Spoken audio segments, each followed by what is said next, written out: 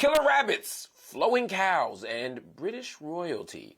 The Broadway musical comedy Spamalot is entertaining audiences with a new kind of funny. It's based on the 1975 film Monty Python and the Holy Grail. Spamalot made its first Broadway debut in 2005, earning a Tony Award for Best Musical. And now it's back for the first time after a record-breaking sold-out run at the Kennedy Center in D.C. Actor Nick Walker plays Sir Galahad in King Arthur's court. Now it's back for the first time after a record-breaking sold-out run at the Kennedy Center in D.C. Actor Nick Walker plays Sir Galahad in King Arthur's court. And he, the gentleman, the distinguished gentleman, the man of the hour, the brother from another, joins us now. Welcome to the Griot. But Nick, good to see you, my man. What's the story behind Spamalot? Good to see you.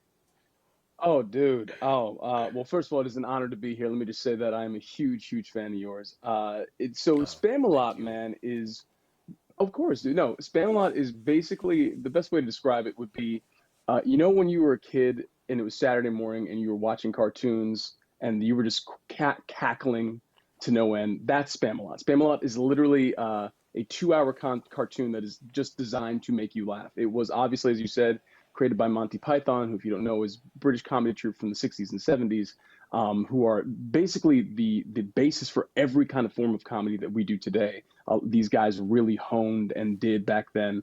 But here we are, kind of 2023, bringing it to a new generation. And I would say there's like a plot, but like, there's barely any plot. It is literally just made to make. Normally, that wouldn't be a selling point from an actor.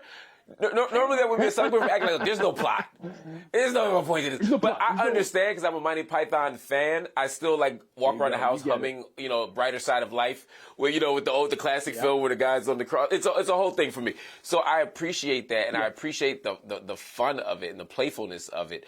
And your character brings something to it in particular. What's the significance of your character? Oh dear. I mean, I would say. I'm not going to say he's a narcissist, but I will say, if this person could date themselves, they would. They absolutely would. And, so my my character starts off as a mud farmer, and he's down there in the muck, and he's a huge kind of radical-minded young man talking about just, kind of taking King Arthur down a peg, and then King Arthur incorporates him in the Knights of the Round Table, and he ends up becoming Sir Galahad, who is this dreadlocked, very vain, very pompous knight in his court. And then from there, what's kind of wonderful about this show is everybody plays just like in the Python troupe. We all play at least 4 different characters. So I start off as Sir Galahad, then I play the Black Knight, who, if you know anything about the movie or the show, maybe loses his arms and his legs, and has a lot to say about it. And then I play this horrible Baron, and we just it literally is just a bunch of idiots clowning around for your entertainment. And what's wonderful for me is it's some of my best friends up on the stage with me. These are people that I came up in this industry with, that I wouldn't have a career without. So it really is just kind of being at recess for me every day. So I'm enjoying the heck out of it for sure. Well, it sounds like audiences are and critics are enjoying it too. Talk to me about some of the reviews you're getting. It's really wild, dude. When you revive a show, you never kind of know where it's going to land, because again, the show is built for a certain time in a certain place.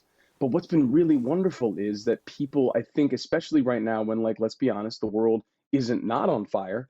I think that people are kind of coming to us and just having a space, especially for, I will say, as people of color. My mom is from the Bible Belt South, and she came through this, and she was laughing her ass off, and she was just like, I honestly didn't know that we were allowed to laugh like this. I didn't know that this kind of humor was for us. So I think that if it's connecting anywhere, it really, do you know what I mean? Just this idea of when we are so traumatized and under the gun of everything, we forget that we're allowed to play. We're allowed to just exist as our joyful selves. And that's kind of, I think, what's been connecting with critics and audiences, it seems, is just oh, you want me to be a kid again?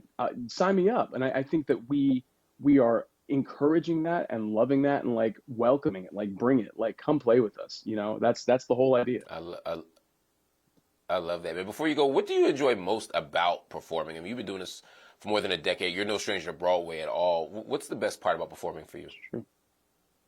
You know, so when I did Hamilton for about 6 years, I was Aaron Burr in Hamilton, and every time when I would come out the stage door, there'd be a kid who looked like 10-year-old me, who was seeing a show for the first time and was just like, "How do you do this?"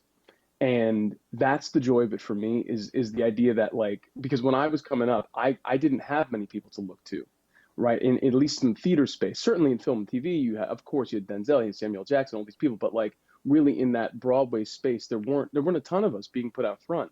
And so now to be able to kind of go back and be like, hey, like this is your space too.